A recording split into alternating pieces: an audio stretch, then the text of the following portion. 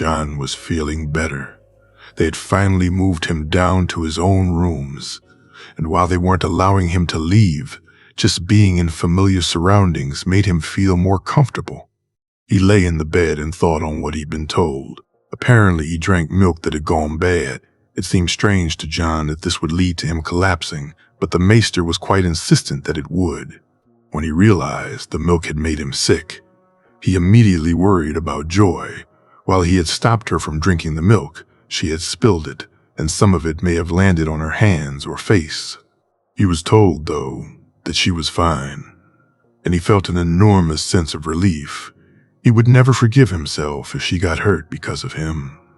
The boredom of laying in his bed and doing nothing was incredibly annoying. He felt fine now and just wanted to get back to his routine, to train and take lessons, to spend time with Joy and serve Jaime. But instead, he was stuck here and would be for the next few days. Luckily, Tyrion had come by and left some books for him to read. He was in the middle of reading Maester Lormus's tome on strategies and tactics for cavalry when Gerion arrived carrying Joy. Yawn. The little girl said, practically jumping from Gerion's arms. "Joy, missed you," Jon said as Gerion gave up the struggle and placed the girl on the bed beside him. "Miss, Jan." Joy squealed as she gave him a hug.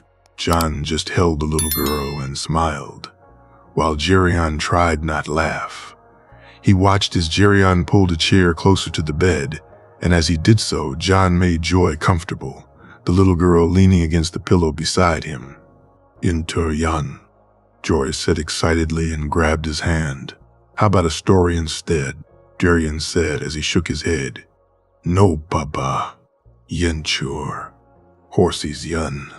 Joy looked at him, her eyes wide and pleading, and despite being confined to his rooms, Jon would have gotten up and left with the little girl, but Gerion glared at him, making it clear that was not going to happen. Jon resignedly pointed to the small book by the side of the bed. It was a book about the great castles and keeps of Westeros, and was filled with some incredible drawings of Storm's End, the Rock, and Winterfell. Gerion handed it to Jon, who pulled Joy beside him and showed her the book. "Want to look at the pretty pictures, Joy?" "Joy," Jon asked. "P. Wetty Ictors," Joy said as she tried to grab the book from him, making Gerion laugh. Jon proceeded to spend the next hour or so showing Joy the castles and making little stories about them. When he got to the Rock, though, was when the girl got most interested, especially when he told her that Princess Joy lived there. "This is where the princess lives, Joy," he said, pointing at the picture. "Me, Princess Jan." "Yes, you are," Jon said, his smile beaming at the girl. "Whoa." Unfortunately, all good things had to end, and after a while, the maester arrived to check up on him, not wanting Joy to get upset while he was examined. He nodded to Gerion, who went to pick Joy up from the bed, something the little girl was not happy about. "No, Papa Jan. Jon needs sleep, Princess. We'll come back to see him later." "No sleep, no nee. Go with Papa Joy." "No, Jan. Stay, Joy stay. Princess, let's go see the horses, and then we come back and see Jon." Jon smiled as the little girl looked between her father and him, and got a confused look on her face, almost as if she was weighing her options. "After horses, we can have more stories. Joy, I promise," Jon said, trying to sweeten the deal. "Horses, Jan." Joy finally said, decision obviously made.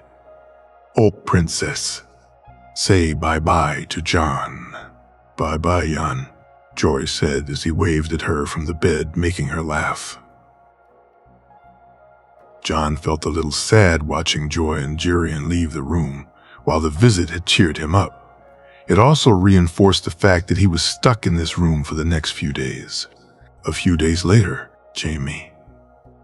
The days after his conversation with Tyrion and his uncle passed quickly.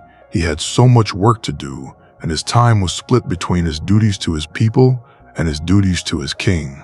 Jaime had made Tyrion practically change the whole way Casterly Rock operated.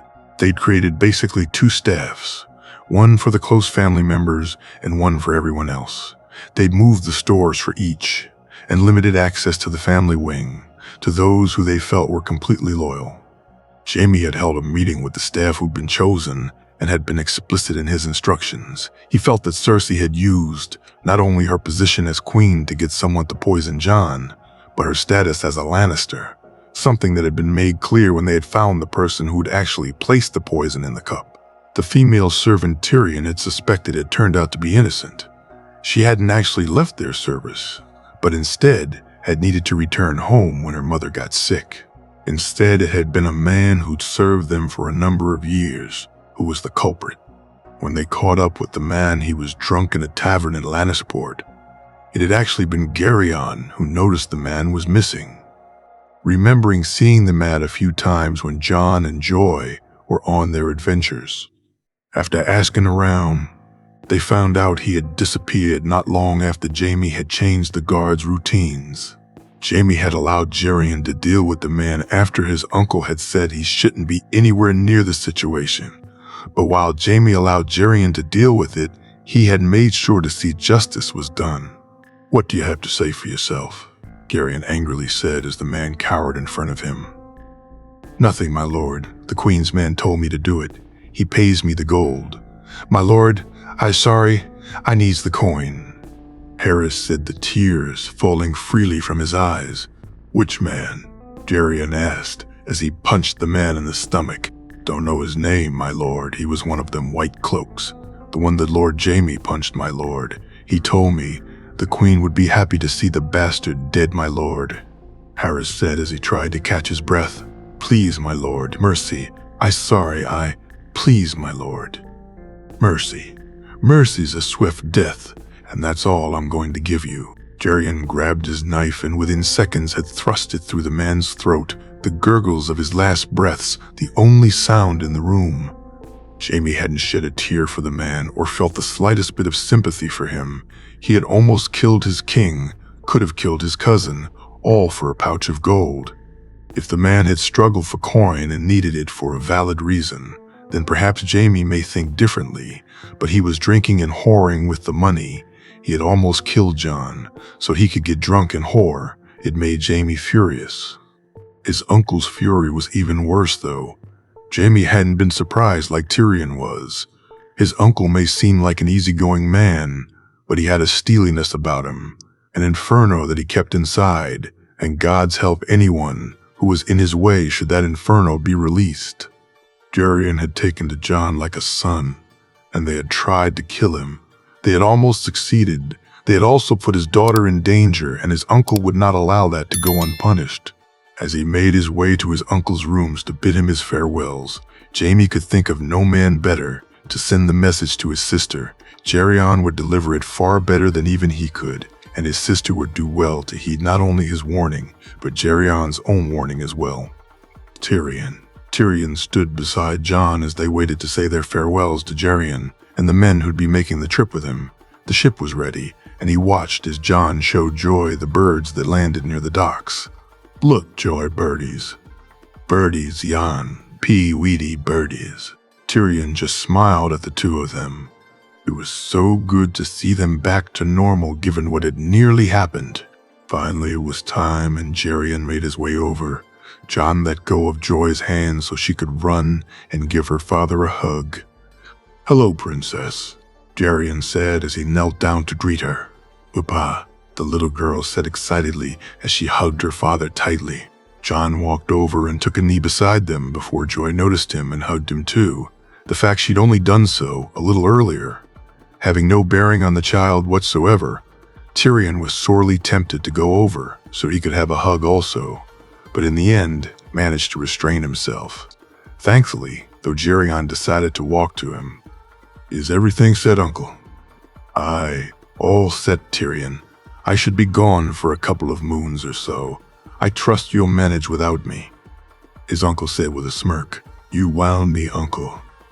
How would I ever manage without you?" Tyrion said, over-exaggerating the sigh that followed. Both of them looked at each other before breaking out in laughter, only stopping when Jon came over with carrying Joy on his back as she squealed happily at her new horsey. "You stay safe, Jon," Geryon said as he rubbed the top of Joy's head, making her laugh. I will, Jerian. I'll make sure this one is kept well entertained as well, John said as he bounced, making Joy laugh loudly. I know you will. Bye-bye, princess, Jerian said as he leaned in and placed a kiss on his daughter's cheek. Bye-bye, Baba, Joy said happily, not understanding that her father would not be back for more than 2 moons. The 3 of them stood there watching as Jerian made his way up the gangplank of the ship. John had lowered Joy to the ground, much to the little girl's annoyance, but now he lifted her up and pointed to her father, and she forgave the interruption to her game of horsey. Wave bye-bye, Joy, John said. Bye-bye, Baba. Joy sang happily as she waved him off. They stood there and watched the ship depart before making their way to a tavern for some refreshments, with all the precautions they now took with their food and drink. Tyrion was happy that there were still places they could go that were safe. This tavern was such a place. The owner and the servant staff were all people Tyrion could trust implicitly, considering he bought the place and filled it with his own workers. He and John both missed the tavern they used to go to, but needs must, and until Jerion returned, they could take no chances. The rest of the day passed quickly, and before long they were back at the Rock, John putting Joy to bed and Tyrion sitting down with a glass of Dornish red. Howland read. Maul. Howland looked over the Raven scrolls. Harkin and Carl had made it to White Harbor without any problems and were about to head to Eastwatch, but the one from Winterfell confused him. Robb Stark's name day celebrations was not something he'd been asked to attend before. He hadn't even set foot in Winterfell more than once since the rebellion. What was Ned thinking, he wondered. He let his mind wander and tried to make sense of things. During the Greyjoy rebellion, Ned had called his banners, and Howland had as always responded. However, he himself had not made the journey to Winterfell. His wound from the fight with Sir Arthur, though cleared up, didn't allow him to travel more than short distances. Instead, he had given command to Jagen's father Jorgen, who had told him that Lord Stark understood and wished him well and was happy to see the Crannogmen, even if he had missed their lord. For him now to send a raven asking him to attend a name day celebration was most odd, and he wondered what was behind it. Could Ned have forgotten about his injuries? No, surely not. It must be something else. Before he could think on it more, though he was interrupted, the Rods, his steward, knocked on the door of his small room. Whereas most lords had a big solar, Howland preferred solitude. So the room was small, its only furniture, a table and a chair.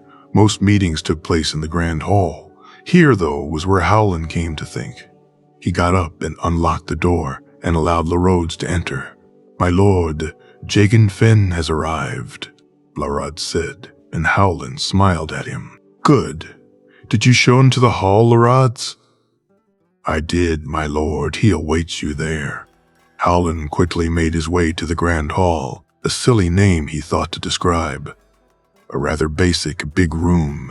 Well basic compared to the other keeps he had visited, he supposed. To those in the neck were the rooms. Like the people were much smaller. It probably seemed an apt name, and so it had stuck. He saw young Jagen standing, and he gave the young man a large smile. The boy had showed the rest of Westeros just how good Crannogmen could be, and had won the archery, and a purse that would set his family up for life was his prize. He nodded to the man who bowed before Larrods entered, carrying a tray with 2 jugs of ale and some bread and cheese. "Sit, Jagen. Have some refreshments. You deserve it, lad," Howland said as the man sat down at the table. "Thank you, my lord. You did us all proud, Jagen. When your father heard, he was overjoyed. I think the feast he threw went on for a week." Howland japed while the younger man laughed. In truth, they had gotten drunk, and it was back to the normal the next day, though the pride in Jorgen's eyes was true. "I got lucky, my lord," Jagen said humbly. "Nonsense, lad. You won because you were the best, and let no one say otherwise," Howland said, patting him on his back. The two sat there for a few moments, drinking the ale and taking small bites from the bread and cheese. "So did you see the lad?" Howland asked. "I did, my lord." "Why? He's a good lad." "My lord," seems very happy and the Lannisters are treating him well. Very well. He holds himself differently than I expected him to, though." "How do you mean, Jagan?" "Well, my lord, I'd heard he was a shy lad, quiet-like." "Aye, that he was from what I'd been told." "Well, he's not like that, my lord. He's confident. He bought the lads a drink when he arrived, spoke to Sir Wireless like an equal. I even heard he called him out during some meeting or other." "Called him out?" Howland asked, confused. "Aye, my lord. Apparently they were discussing some trade between the Lannisters and the Manderleys, and Sir Wireless wasn't keen, when suddenly young Snow pointed some things out to him. After that, the deal was done, was what I heard," Jagan said. "Anything else, Jagan?" "Aye, my lord. There was a squire's duel as part of the tourney." "A squire's duel?" Howland asked confusedly. "I'd never heard of it either, my lord. But it was the last event. Squires and pages of 12 name days and under took part in a series of duels." "What's this got to do with Jon Snow?" Howland asked. "The lad won it, my lord." "He did what?" The shock clear in Howland's voice. "He won it, my lord. Beat them all. The last fight in the final, I'd never seen the likes of it. The lad won so quickly, the crowd was stunned, my lord." Howland couldn't stop the smile on his face, no matter how hard he tried. The honest boy was proving to be the best of both his parents, his mother's fierceness and his father's skill with a sword.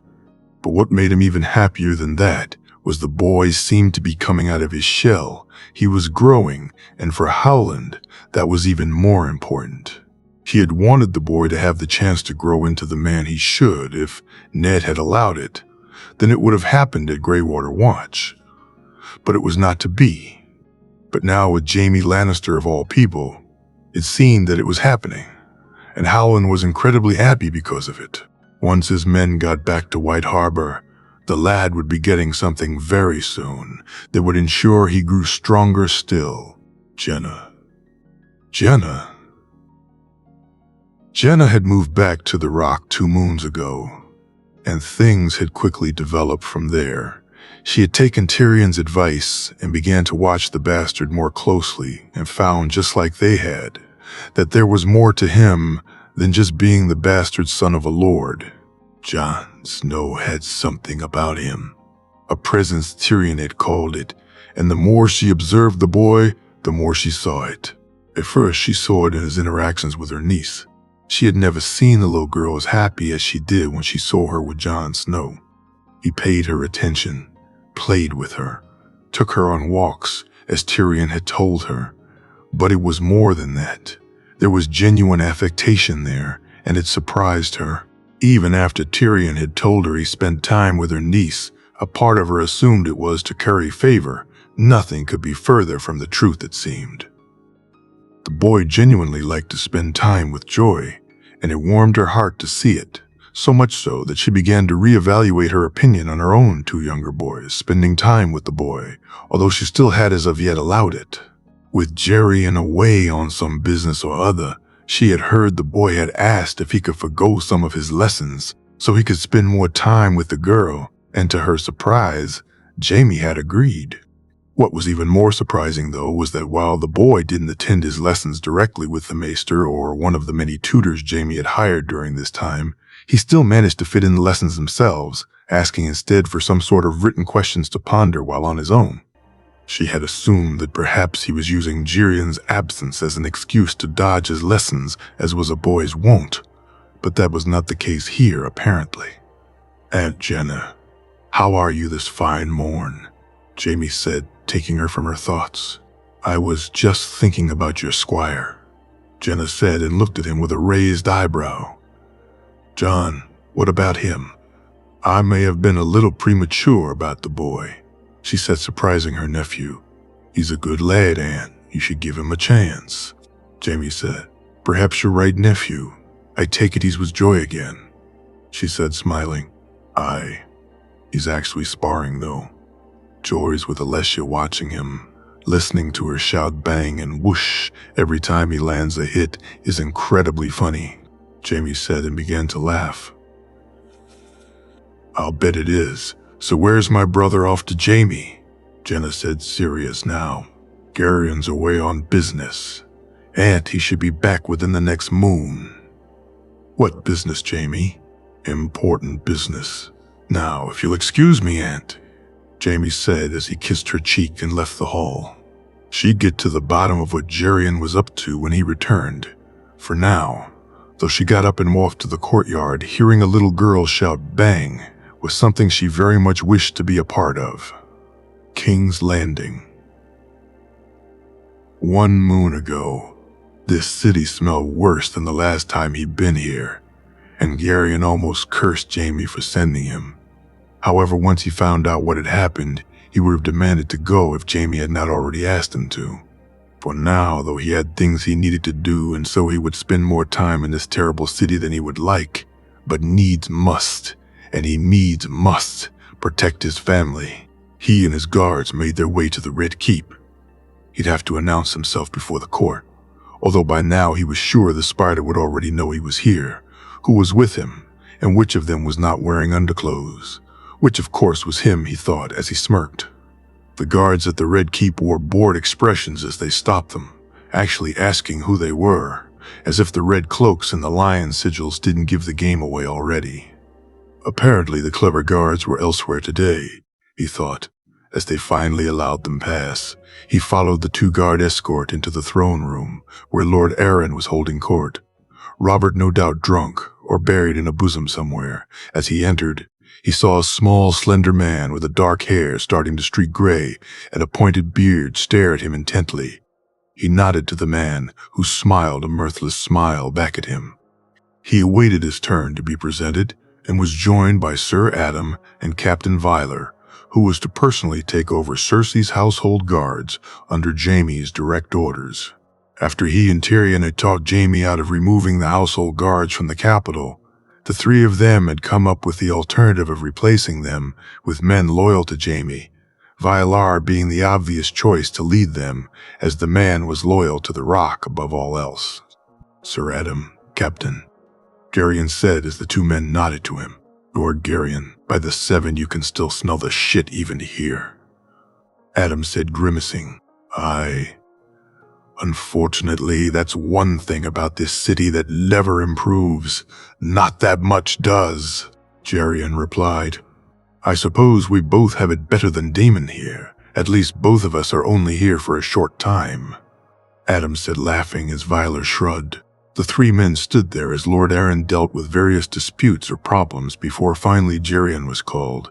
He made his way towards the ugly throne and bowed in front of the hand, as did his companions. "Lord Aaron, a pleasure," Gerion said as he looked at the older man. "Lord Gerion, I'm surprised to see you here," Jon Arryn said, looking at him intently. "Aye, my lord, some business for Lord Jaime and a visit to see my niece and grandnephew. I'm afraid the queen is indisposed today. My lord, her pregnancy has taken a toll," Jon Arryn said, shaking his head.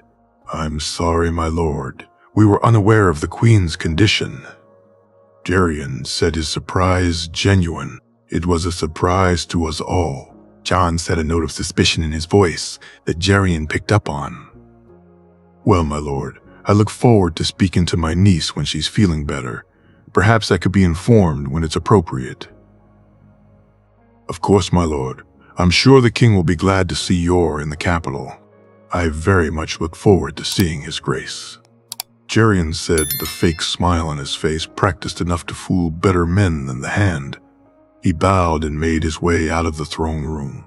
While he could, if he wished, stay in the keep, and he knew both Jon Arryn and the king would probably prefer it. For Gerion, nothing could be worse than staying under the same roof as his niece. He had come here to deliver a message, and that was the limits of the time he'd spend anywhere near that woman. It took them almost 2 weeks before he got to meet with Cersei. 2 weeks where he had to endure Robert's idiocy. As soon as the man found out he was in King's Landing, he was immediately summoned to the king's side. Gerion wasn't sure when Robert got the idea they were friends. Or was it that the man was so desperate for them that he'd made it up in his own head? But Robert had been overjoyed to see him, and feasts and drinking had ensued. Gerion wasn't a fan of the former, and though not over-enthused about the latter, he found time spent in Robert's company was easier spent drunk than sober. Finally, though, he had received news from Adam that he had an audience with the Queen. He made his way to the keep and was escorted to her rooms. He had to hold himself in check when he saw Meryn Trant guarding her doors. Now was not the time, he thought to himself as he walked towards the disgrace of a night. "Sir Meryn," he said with a smirk. "Lord Geryon, her Grace is expecting you." Trant replied, the disrespect clear in his voice. What an idiot, he thought as he entered the rooms. "Uncle." "An unexpected pleasure," Cersei said, her smile full of false pretenses and courtesy. "Your Grace, the pleasure's all mine," Geryon said with a bow, noticing her green eyes glimmer. "And may I congratulate you on your good news? You and the father must be overjoyed." He added the glimmer, now replaced by a look of pure disdain. His Grace was most pleased. Cersei's false smile returned. "I'm sure he was. Children are so precious. I'm sure his Grace can't wait to hold his child in his arms." Geryon's smirk this time was real. "So, Uncle, what brings you to King's Landing? As delighted as I am to see you, I assume I was not the reason for your journey." "Oh, but you're wrong, Your Grace.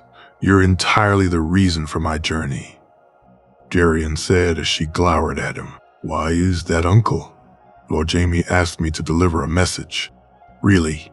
And what does my beloved brother wish to say to me?" Her eyes lit up in excitement. "That it stops now." "Whatever could my brother mean, Uncle?"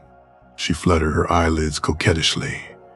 "The attempt on Jon Snow's life failed, Cersei," Geryon said, noticing her expression shift quickly to annoyed, before once again the innocent smile was back. "Oh, someone tried to kill the young man. That's terrible. I do hope you found the culprit, Uncle," her inquisitiveness at the latter giving her away. "Oh, I found him all right, and I dealt with him personally.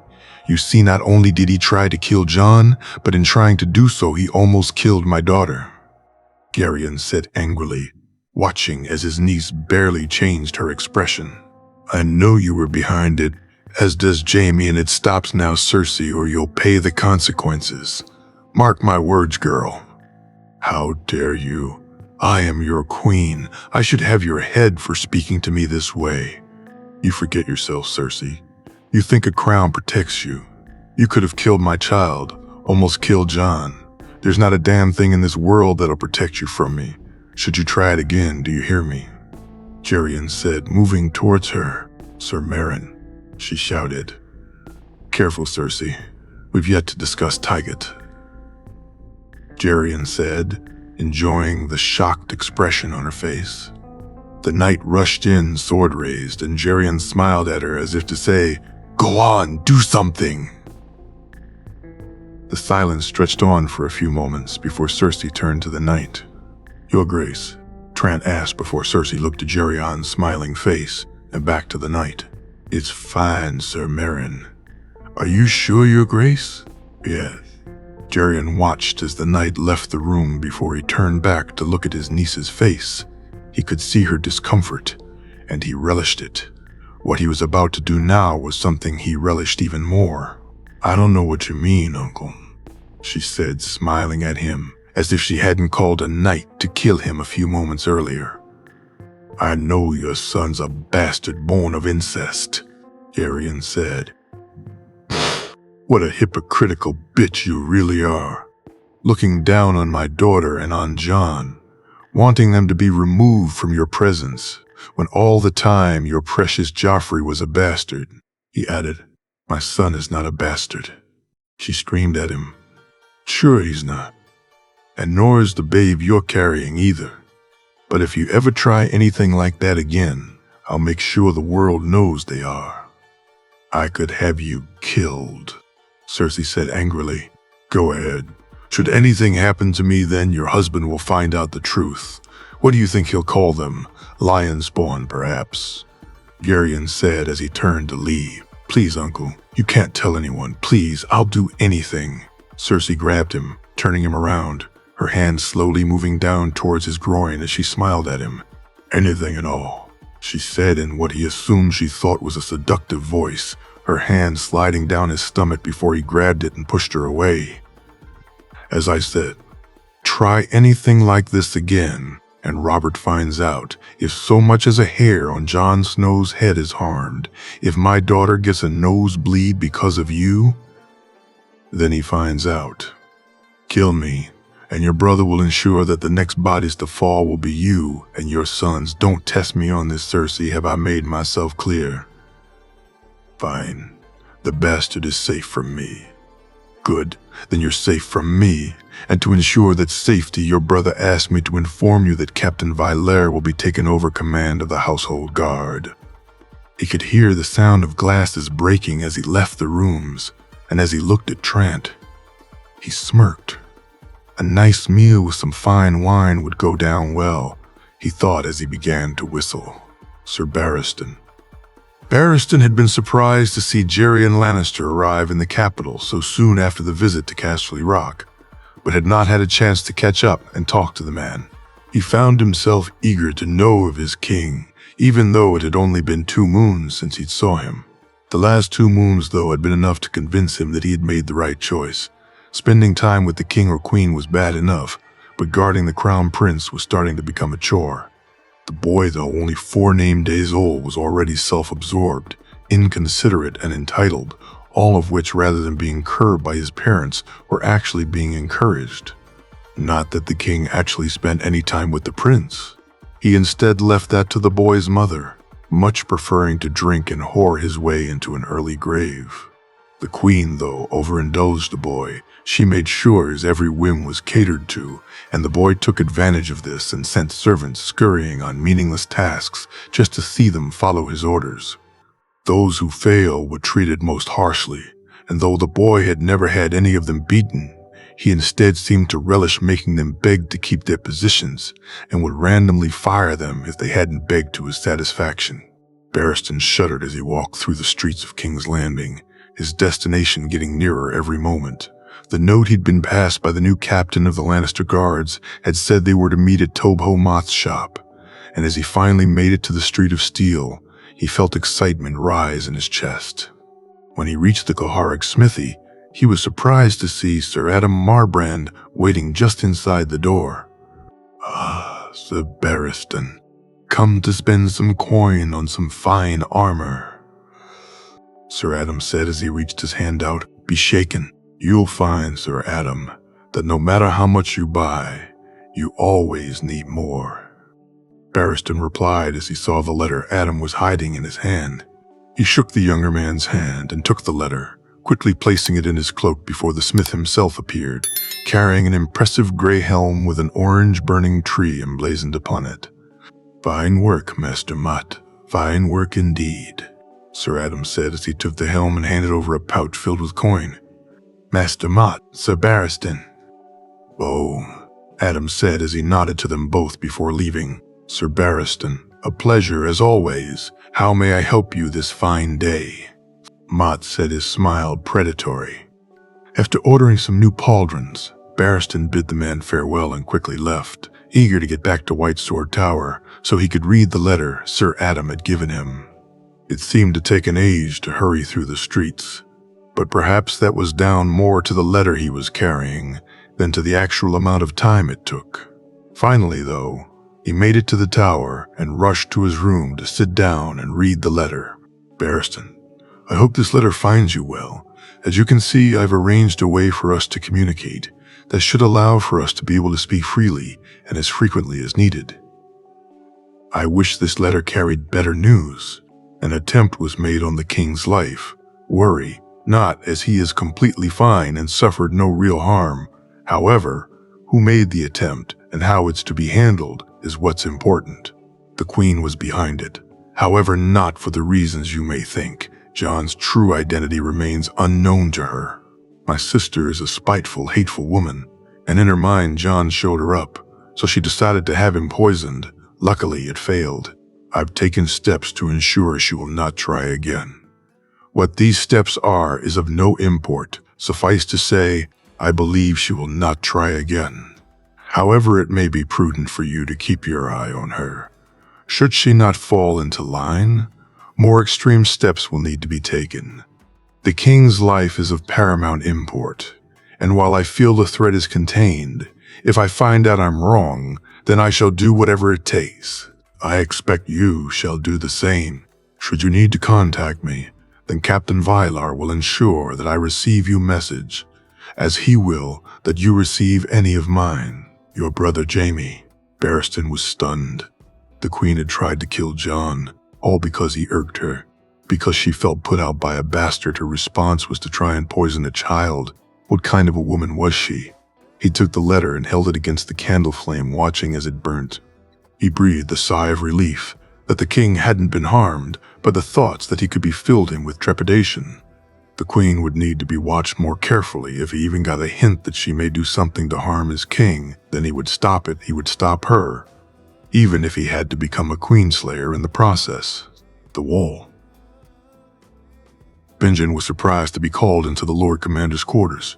His last ranging had been over 2 moons ago, and since then he had been reduced to helping around Castle Black where he could.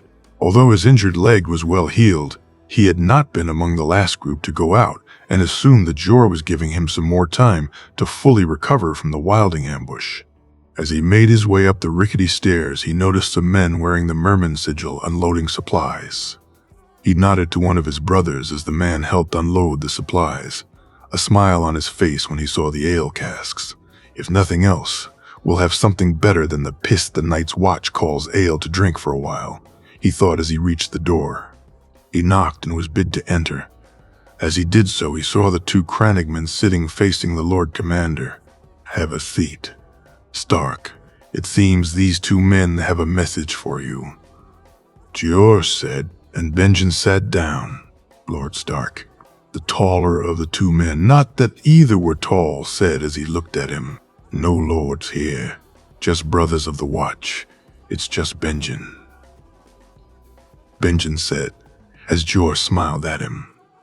Benjen, we were asked to deliver a letter to you from our lord, Carl said as he took the letter from his cloak.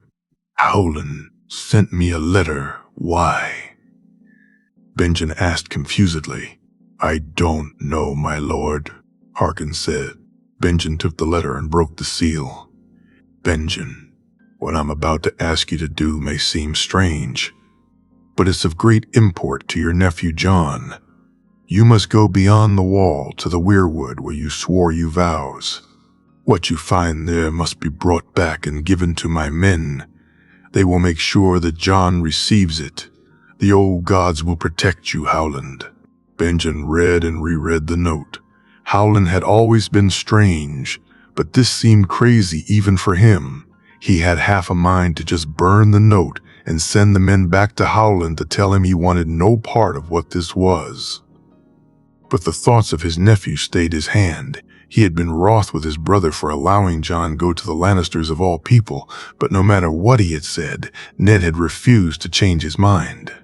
Benjen had stormed from Winterfell the next day, and had in his haste to leave forgotten to even say goodbye to his nephew, something which shamed him to this day. He had even offered to switch with Yoren for a time, hoping that perhaps he could visit the West to see Jon while at the same time help recruit for the Night's Watch. But he had been refused. So as he finished the note for the 2nd time, he resolved, no matter how strange and cryptic Reed was, he would do as he asked. If it could help Jon, then he'd do whatever he could. He handed the note to the Lord Commander and asked the 2 Crannogmen for some privacy to talk to Jor. When they left, he turned to see what the old bear's reaction would be. Jon, he's your brother's bastard, isn't he? Jor asked. Aye. He's squiring for Jaime Lannister. The Kingslayer? Jor said, shocked. I don't know what it's about, but Ned allowed it. You really think there's something beyond the wall that can help him? I don't know, Lord Commander, but Howland's different. He knows things. It can't hurt to see if there's truth in what he says. Benjen nodded and stood up before he left the room to prepare. The ride itself would only take a few hours, but you never knew if the weather would turn or what you may face. It took Benjen almost an hour to get ready. As he rode out, he wondered what it was that he'd find. The weirwood itself was magnificent, even more impressive than the one in Winterfell's Godswood. When he reached it, he could see nothing, though. There was nothing at the base of it, nothing around it. He checked again and again, and was about to give up when he heard the sound of twigs breaking. He quickly turned around to find himself face to face with the largest wolf he'd ever seen. No, not a wolf, a dire wolf. He drew his sword, but he knew it was pointless. The wolf was too big. He moved back, trying to get around the tree. As he did so, he noticed the wolf was carrying something in its jaws. He tried to look, but as he backed away, he fell hard on the ice, his sword falling from his hand and sliding away from him. He tried to back up, but he was too late. The wolf was there, and he closed his eyes and prepared for his fate. Something fell onto his chest, something that was moving. He opened his eyes and looked up to see the large wolf was staring at him, its eyes white as the snow. When he looked to his chest, he saw a wolf pup crawling to his face, its white fur a stark contrast to the black of Benjen's clothing. The large gray wolf looked at him one last time before turning and moving away, leaving Benjen alone with the small wolf pup he looked down at its face and noticed its red eyes seemed to be staring straight into his soul.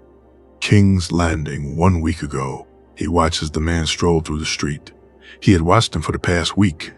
When he had found out what the man was looking for, he had been disgusted. When he found that people were willing to provide him with it, he had been repulsed and angry. As he watched him now, he only felt a sense of purpose. He followed him down the side streets and quickly cut through the alleyway to get in front of him. He had picked the perfect place for what needed to be done, and as he rushed towards it, he readied himself. It took a few more moments for the man to arrive, and as he did so, he began to stumble towards him, acting as if he was just another drunk. He bumped into the man. "Watch where you're going, you fool." The man snapped at him.